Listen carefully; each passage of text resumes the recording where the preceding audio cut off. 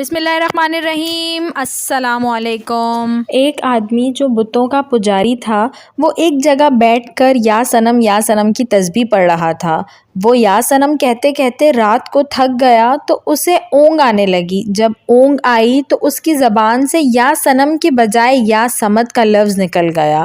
جیسے ہی اس کی زبان سے یہ لفظ نکلا تو اللہ رب العزت نے فوراً فرمایا لبیک یا عبدی، میرے بندے میں حاضر ہوں، مانگ کیا مانگتا ہے۔ فرشتے حیران ہو کر پوچھنے لگے کہ اے اللہ، یہ بتوں کا پجاری ہے اور ساری رات بت کے نام کی تسبیح کرتا رہا ہے، اب نیند کے غلبے کی وجہ سے آپ کا نام نکل گیا ہے اور آپ نے فوراً متوجہ ہو کر فرمایا اے میرے بندے تو کیا چاہتا ہے، اس میں کیا راز ہے؟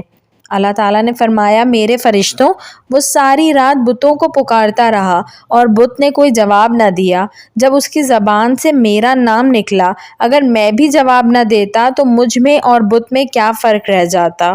جو پروردگار اتنا مہربان ہو کہ بندے کی زبان سے نیند کی حالت میں بھی اگر نام نکل جائے تو پروردگار اس کو بھی قبول فرما لیتے ہیں، تو ہم ہوش و حواس میں دعائیں مانگیں گے تو پروردگار ہماری دعاؤں کو کیوں نہ قبول فرمائیں گے۔ دعا ہے کہ پروردگار عالم ہمیں اپنی سچی محبت عطا فرما دے اور موت کے وقت ہمارے پاس ایمان کی نعمت سلامت رہے اور قیامت کے دن نبی کریم صلی اللہ علیہ وآلہ وسلم کے جھنڈے کے سائے تلے حاضر ہو جائیں، آمین۔ ویڈیو پسند آئی ہو تو اس کو ضرور لائک کریے گا اور ایسی مزید اچھی ویڈیوز دیکھنے کے لیے میرے چینل اردو کہانی گھر کو سبسکرائب کر لیجئے۔ Thanks for watching. اللہ حافظ۔